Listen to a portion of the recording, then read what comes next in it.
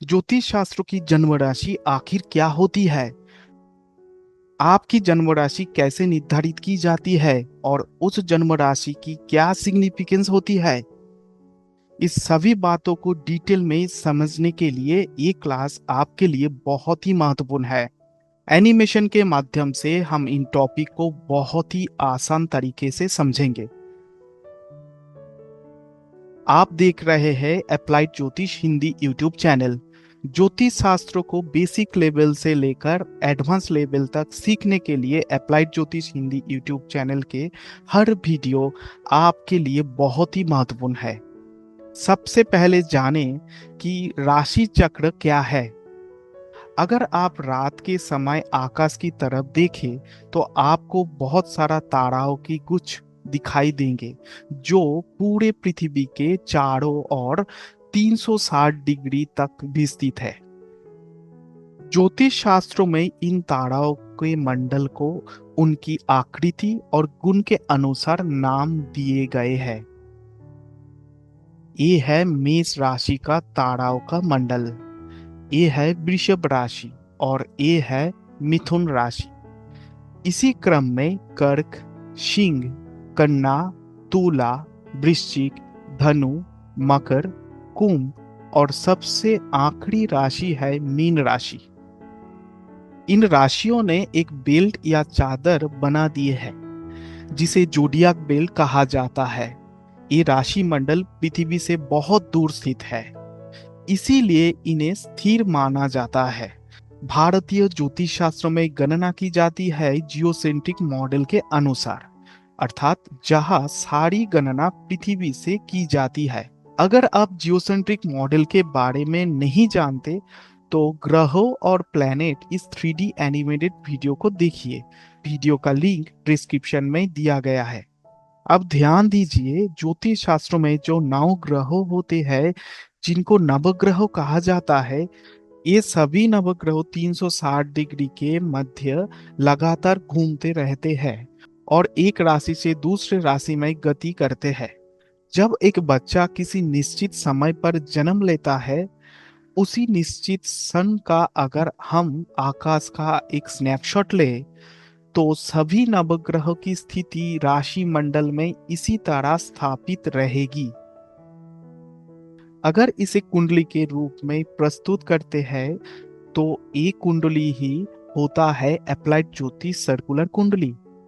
Geocentric model के अनुसार बीच में पृथ्वी को कल्पना कीजिए और उसके चारों ओर 12 राशियां हैं। इन 12 राशियों में ग्रह अपने अपने निर्धारित डिग्री पर उस स्नैपशॉट के अनुसार स्थित होते हैं।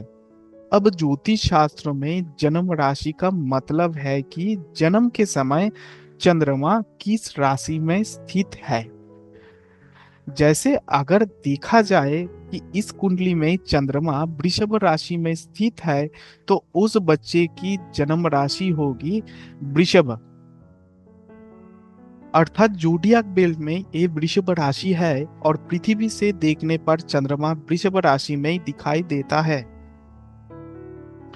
उस बच्चे के जन्म के उसी पल अगर आप पृथ्वी से आकाश की तरफ देखेंगे तो आपको चंद्रमा वृषभ राशि के ऊपर ही स्थित दिखेगा। आशा है आप समझ गए होंगे कि जन्म राशि कैसे देखते हैं। एक लाइन में इसका उत्तर है, जन्म के समय चंद्रमा जिस राशि में स्थित होता है वही किसी भी व्यक्ति की जन्म राशि होती है।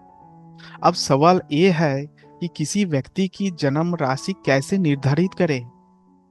इसके लिए अपने मोबाइल का गूगल ब्राउजर खोलिए और टाइप कीजिए अप्लाइड ज्योतिष, फिर अप्लाइड ज्योतिष ओपन कीजिए। यहाँ मेनू बटन पर क्लिक करके कैलकुलेटर सेक्शन में जाइए और राशि कैलकुलेटर खोलिए। ये है राशि कैलकुलेटर। जन्म राशि निकालने के लिए आपको चाहिए बर्थ डेट, महीना, जन्म वर्ष और जन्म की समय। उदाहरण के रूप में मैंने व्यक्ति का नाम, जन्म तिथि, जन्म महीना, जन्म वर्ष, समय और जन्म साल टाइप किया और सजेस्ट लोकेशन ऑप्शन सिलेक्ट किया। उसके बाद नो योर राशि पर क्लिक करते ही अप्लाइड ज्योतिष आपकी जन्म राशि बता देगा।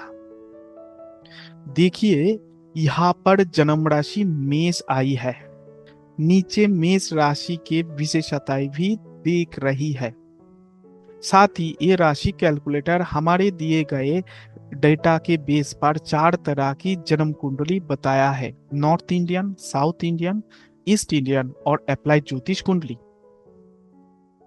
हमारी क्लास में हम हमेशा अप्लाइड ज्योतिष कुंडली ही यूज करेंगे, क्योंकि ये बिगिनर्स के लिए सबसे ज्यादा इजी और समझने में सिंपल है। अब यह अप्लाइड ज्योतिष कुंडली पर ध्यान से देखिए।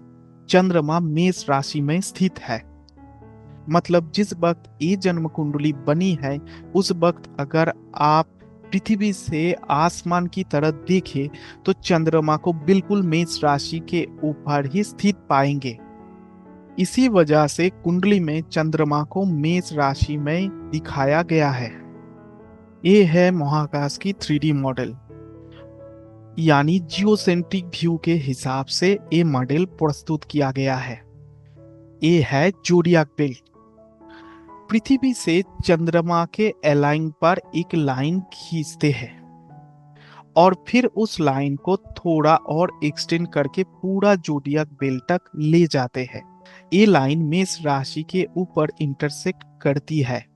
अगर हम इस 3D मॉडल को ऊपर से देखें तो ऐसे दिखेगा। ऊपर से देखने पर 12 राशियां इस तरह दिखेगी। यही है 12 राशियों की सिंबल।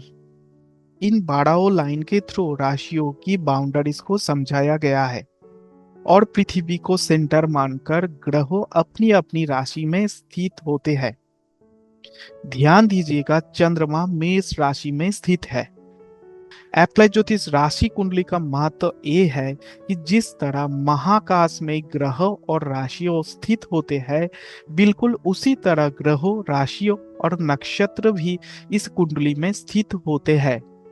नतीजे के रूप में चाहे कोई स्टूडेंट बिगिनर हो या एडवांस, उसे अलग से नॉर्थ इंडियन कुंडली, साउथ इंडियन कुंडली या ईस्ट इंडियन कुंडली सीखने की जरूरत नहीं पड़ती।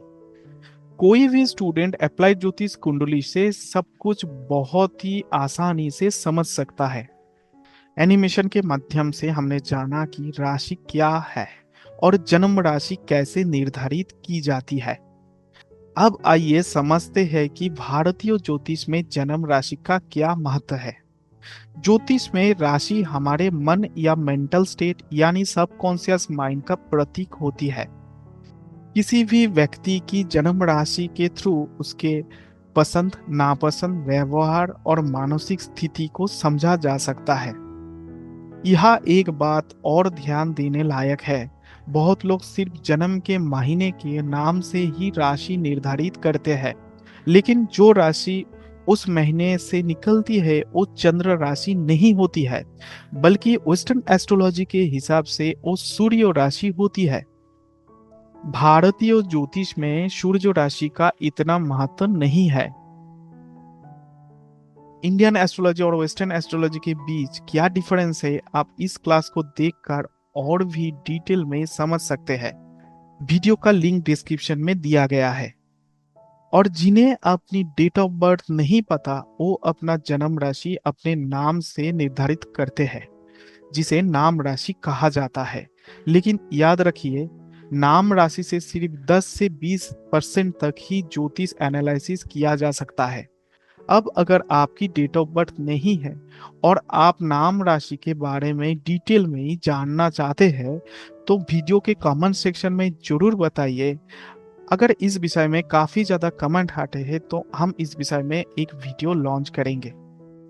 अगली क्लास में हम जानेंगे कि लग्न क्या है, लग्न कैसे निर्धारित किया जाता है और भारतीय ज्योतिष शास्त्र में लग्न का इतना महत्व क्यों है, लग्न से क्या क्या कैलकुलेशन किया जाता है और आप अपना लग्न कैसे आसानी से निर्धारित कर सकते हैं। इसके बारे में डिटेल में एनिमेशन के माध्यम से हमने वीडियो प्रस्तुत किए हैं। नेक्स्ट क्लास में उस वीडियो को हम पब्लिश करेंगे और लग्न के बारे में बहुत कुछ सीखेंगे। वीडियो का लिंक डिस्क्रिप्शन में दिया जाएगा। आज के वीडियो से आपने क्या नया सीखा, या अगर आपके कोई फीडबैक है तो जरूर कमेंट सेक्शन में बताइए। आपके फीडबैक से ही हमें नया वीडियो बनाने की मोटिवेशन मिलती है। आज की क्लास यहाँ समाप्त होती है। बहुत अच्छा रहिए, स्वस्थ रहिए, नमस्कार।